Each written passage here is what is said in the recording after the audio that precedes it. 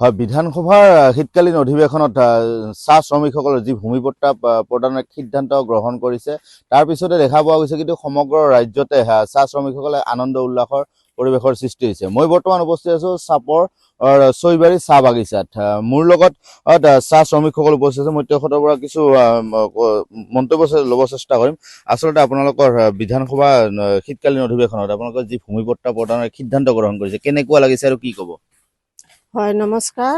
প্ৰথমতে মই হেমন্ত মামাক ধন্যবাদ জনাওঁ আৰু মোদী ডাঙৰীয়াক ধন্যবাদ জনাওঁ যে আমাৰ ইয়াৰ চাহ বাগানৰ মাটি পট্টাবিলাক দি আছে, সেইটোৰ কাৰণে ধন্যবাদ। আমি গোটেই শ্ৰমিকবিলাক বহুত আনন্দিত আৰু এতিয়ালৈকে অকল কৈছেহে, এতিয়ালৈকেতো হাতত মাটি পট্টাৰ কোনো দলিল দিয়া নাই।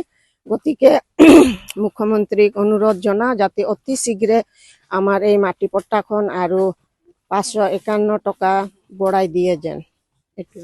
হয়, মোৰ লগত আৰু এগৰাকী বাইদেউ উপস্থিত আছে। মই তেওঁৰ পৰা কিছু কথা জানিব চেষ্টা কৰিম। আপোনালোকৰ মাটিৰ পট্টা প্ৰদানৰ এটা সিদ্ধান্ত গ্ৰহণ কৰিছে চৰকাৰে, কি ক'ব আৰু কেনেকুৱা?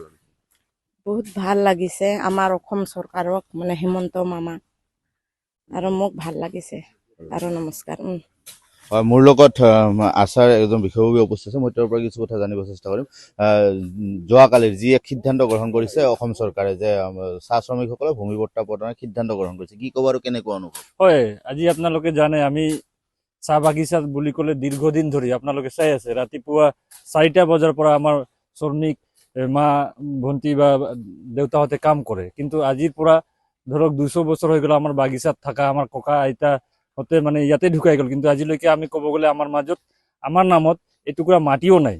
তো যোৱাকালি চৰকাৰে, অসম চৰকাৰে যিখন বিল আনিছে বিধানসভাত, এই বিলটো আমি ৰাইজৰ হৈ, মানে শ্ৰমিকৰ হৈ, মই এজন শ্ৰমিকৰ ল'ৰা, ময়ো সেইফালৰ পৰা মই চৰকাৰক অশেষ ধন্যবাদ দিছোঁ যে আজি ইমান বছৰকাল কংগ্ৰেছ শাসন কৰিলে বা বেলেগ চৰকাৰ আহিলে, কিন্তু আমাৰ যি প্ৰাপ্য দাবী, আজি আমাৰ যি ভূমিৰ অধিকাৰ, যে এইখন চৰকাৰে আমাক মানে অতি সোনকালে যে মানে মাটিৰ পট্টা প্ৰদান কৰিব বুলি আশ্বাস যিটো দিছে বা বিল যিটো আনিছে, সেইটো বিলক আমি সমৰ্থন জনাইছোঁ আৰু ধন্যবাদ জনাইছোঁ।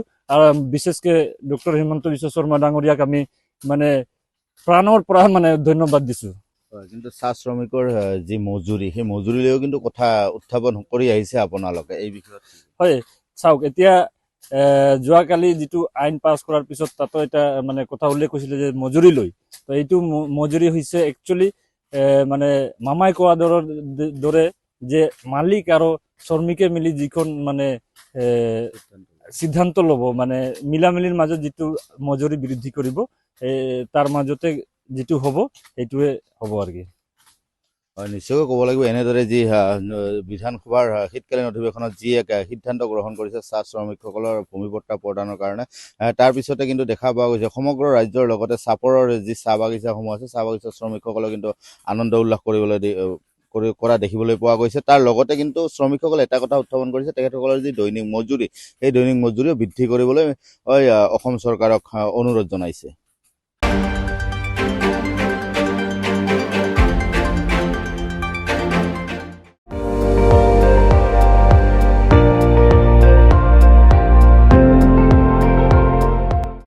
আপুনি চাই আছে ND24, সৰ্বশ্ৰেষ্ঠ নহয়, সৰ্বোত্তমৰ দৌৰত।